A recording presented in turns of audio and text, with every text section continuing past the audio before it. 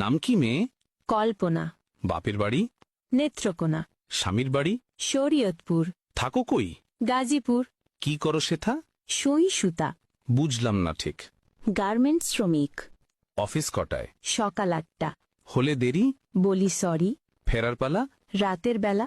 বলো কি এটা? কখনো 12টা। এত দেরি? ওভারটাইম করি। ঘুমাও কখন? 2টা যখন।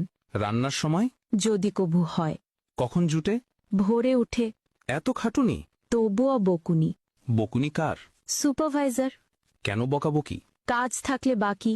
এত কড়া শাসন? চাকরিটাই এমন। হয় কি সহ্য? আছে ধৈর্য। হয় না লাজ? তবুও করি কাজ। কেন শুনি? কামাতে হবে মানি। মাসিক মাইনে? তেমন পাই না।